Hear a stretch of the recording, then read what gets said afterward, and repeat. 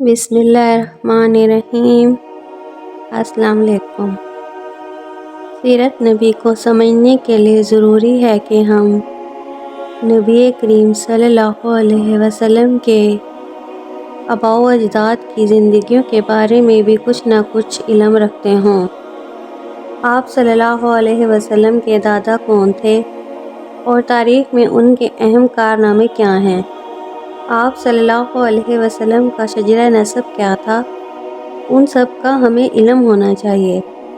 اس لیے ہم مختصر الفاظ میں آپ کو نبی کریم صلی اللہ علیہ وسلم کا شجرہ نسب بتاتے ہیں اور یہ بتاتے ہیں کہ آپ نبی صلی اللہ علیہ وسلم کے دادا عبد المطلب کا نام عبد المطلب کیسے پڑا اور ان کا اصل نام کیا تھا۔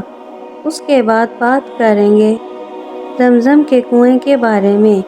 یاد رہے کہ حضرت ابراہیم کے بیٹے حضرت اسماعیل کے 12 بیٹے تھے۔ ان کی نسل اس قدر ہوئی کہ مکہ مکرمہ میں نہ سما سکی اور پورے حجاز میں پھیل گئی۔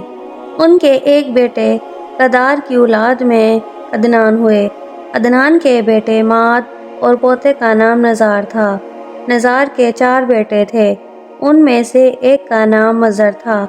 مضر کی نسل سے قریش بن مالک پیدا ہوئے، یہ فاہر بن مالک بھی کہلائے۔ قریش کی اولاد بہت ہوئی، ان کی اولاد مختلف قبیلوں میں بٹ گئی۔ ان کی اولاد سے قصہ نے اقتدار حاصل کیا۔ قصہ کے آگے 3 بیٹے ہوئے، ان میں سے ایک عبد مناف تھے، جن کی اگلی نسل میں ہاشم پیدا ہوئے۔ ہاشم نے مدینہ کے ایک سردار کی لڑکی سے شادی کی۔ ان کے یہاں ایک لڑکا پیدا ہوا، اس کا نام شیبہ رکھا گیا۔ یہ پیدا ہی ہوا تھا کہ ہاشم کا انتقال ہو گیا۔ ان کے بھائی مطلب مکہ کے حاکم ہوئے۔ ہاشم کا بیٹا مدینہ منورہ میں پرورش پاتا رہا۔ جب مطلب کو معلوم ہو گیا کہ وہ جوان ہو گیا ہے تو بھتیجے کو لینے کے لیے خود مدینہ گئے۔ اسے لے کر مکہ مکرمہ پہنچے تو لوگوں نے خیال کیا کہ یہ نوجوان ان کا غلام ہے۔ مطلب نے لوگوں کو بتایا یہ ہاشم کا بیٹا اور میرا بھتیجا ہے۔ اس کے باوجود لوگوں نے اسے مطلب کا غلام ہی کہنا شروع کر دیا۔ اس طرح شیبہ کو عبد المطلب کہا جانے لگا۔ انہوں نے عبد المطلب کے یہاں ابو طالب، حمزہ، عباس، عبداللہ، ابو لہب، حارث، زبیر، زرار اور عبد الرحمن پیدا ہوئے۔ ان کے بیٹے عبداللہ سے ہمارے نبی حضرت محمد صلی اللہ علیہ وسلم پیدا ہوئے۔ عبد المطلب کے تمام بیٹوں میں حضرت عبداللہ سب سے زیادہ خوبصورت اور سب سے زیادہ پاک دامن تھے۔ عبد المطلب کو خواب میں زمزم کا کنواں کھودنے کا حکم دیا گیا، یعنی حضرت اسماعیل علیہ السلام کے کنویں کو۔ اس کنویں کو قبیلہ جرہم کے سردار مزاز نے پاٹ دیا تھا۔ قبیلہ جرہم کے لوگ اس زمانہ میں مکہ کے سردار تھے، بیت اللہ کے نگران تھے۔ انہوں نے بیت اللہ کی بے حرمتی شروع کر دی۔ ان کا سردار مزاز بن عمرو تھا، وہ اچھا آدمی تھا۔ اس نے اپنے قبیلے کو سمجھایا کہ بیت اللہ کی بے حرمتی نہ کرو، مگر ان پر اثر نہ ہوا۔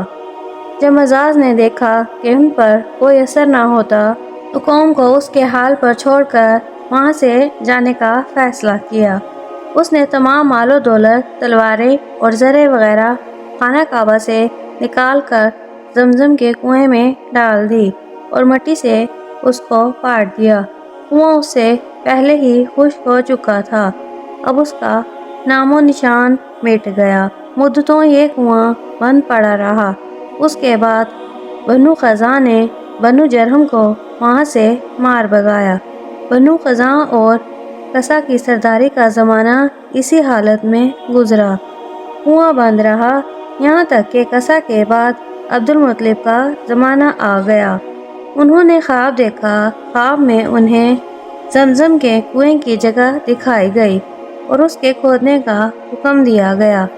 حضرت علی رضی اللہ عنہا سے روایت ہے کہ عبد المطلب نے بتایا، میں حجر اسود کے مقام پر سو رہا تھا کہ میرے پاس ایک آنے والا آیا۔ اس نے مجھ سے کہا، طیبہ کو کھودو۔ میں نے اس سے پوچھا، طیبہ کیا ہے؟ مگر وہ کچھ بتائے بغیر چلا گیا۔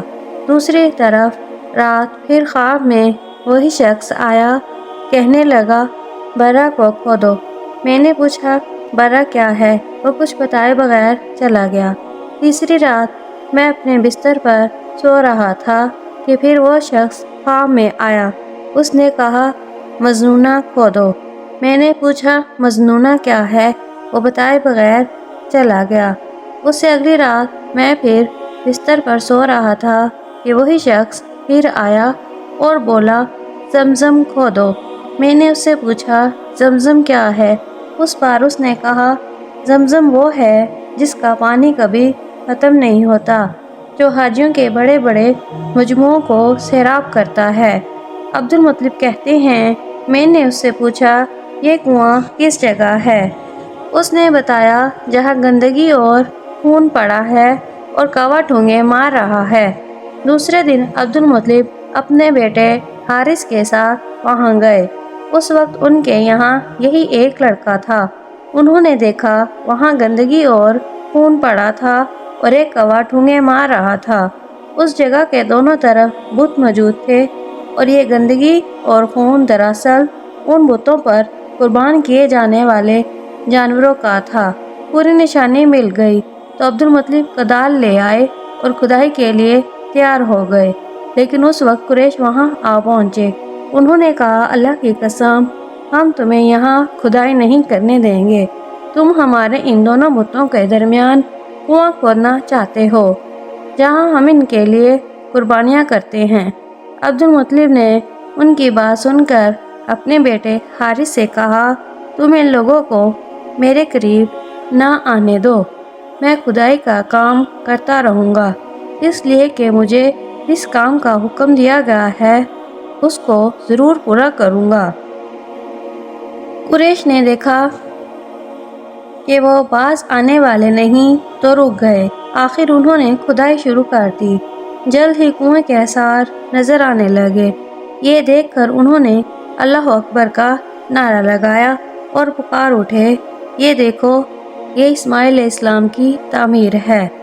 جب قریش نے یہ دیکھا کہ انہوں نے کنواں تلاش کر لیا ہے تو ان کے پاس آ گئے اور کہنے لگے، عبد المطلب، اللہ کی قسم، یہ ہمارے باپ اسماعیل علیہ السلام کا کنواں ہے اور اس پر ہمارا بھی حق ہے، اس لیے ہم اس میں تمہارے شریک ہوں گے۔ یہ سن کر عبد المطلب نے کہا، میں تمہیں اس میں شریک نہیں کر سکتا، یہ مجھ اکیلے کا کام ہے۔ اس پر قریش نے کہا، تب پھر اس معاملے میں ہم تم سے جھگڑا کریں گے۔ عبد المطلب بولے، کسی سے فیصلہ کروا لو۔ انہوں نے بنو سعد ابن حزیم کی کہنہ سے فیصلہ کرانا منظور کیا۔ یہ کہنہ ملک شام کے بلا علاقے میں رہتی تھی۔ آخر عبد المطلب اور دوسرے قریش اس کی طرف روانہ ہوئے۔ عبد المطلب کے ساتھ عبد مناف کے لوگوں کی ایک جماعت تھی، جبکہ دیگر قبائل قریش کی بھی ایک ایک جماعت ساتھ تھی۔ اس زمانہ میں ملک حجاز اور شام کے درمیان ایک بیابان میدان تھا، وہاں کہیں پانی نہیں تھا۔ اس میدان میں ان کا پانی ختم ہو گیا، سب لوگ پیاس سے بے حال ہو گئے، یہاں تک کہ انہیں اپنی موت کا یقین ہو گیا۔ انہوں نے قریش کے دوسرے لوگوں سے پانی مانگا، لیکن انہوں نے پانی دینے سے انکار کر دیا۔ اب انہوں نے ادھر ادھر پانی تلاش کرنے کا ارادہ کیا۔ عبد المطلب اٹھ کر اپنی سواری کے پاس آئے۔ یوں ہی ان کی سواری اٹھی، اس کے پاؤں کے نیچے سے پانی کا چشمہ ابل پڑا۔ انہوں نے پانی کو دیکھ کر اللہ اکبر کا نعرہ لگایا۔ پھر عبد المطلب سواری سے اترے، سب نے خوب سیر ہو کر پانی پیا اور اپنے مشکیزے بھر لیے۔ اب انہوں نے قریش کی دوسری جماعت سے کہا، آؤ تم بھی سیر ہو کر پانی پی لو۔ اب وہ بھی آ گئے اور خوب پانی پیا۔ پانی پینے کے بعد وہ بولے اللہ کی قسم اے عبد المطلب یہ تو تمہارے حق میں فیصلہ ہو گیا، اب ہم زمزم کے بارے میں تم سے کبھی جھگڑا نہیں کریں گے۔ جس ذات نے تمہیں اس بیابان میں سیراب کر دیا وہی ذات تمہیں زمزم سے بھی سیراب کرے گا، اس لیے یہیں سے واپس چلو۔ اس طرح قریش نے جان لیا کہ اللہ تعالیٰ عبد المطلب پر مہربان ہے، لہٰذا ان سے جھگڑنا بے سود ہے اور کہنا کے پاس جانے کا کوئی فائدہ نہیں۔ چنانچہ سب لوگ واپس لوٹے۔ واپس آ کر عبد المطلب نے پھر کنویں کی کھدائی شروع کی۔ ابھی تھوڑی سی کھدائی کی ہوگی کہ مال، دولت، تلواریں اور زریں نکل آئی۔ اس میں سونا اور چاندی وغیرہ بھی تھی۔ یہ مال و دولت دیکھ کر قریش کے لوگوں کو لالچ نے آ گھیرا۔ انہوں نے عبد المطلب سے کہا عبد المطلب اس میں ہمارا بھی حصہ ہے۔ ان کی بات سن کر عبد المطلب نے کہا نہیں، اس میں تمہارا کوئی حصہ نہیں، تمہیں انصاف کا طریقہ اختیار کرنا چاہیے، آؤ 500 کے تیروں سے پورا ڈالیں۔ انہوں نے ایسا کرنا منظور کر لیا۔ 2 تیر کعبہ کے نام سے رکھے گئے، 2 عبد المطلب کے اور 2 قریش کے باقی لوگوں کے نام کے۔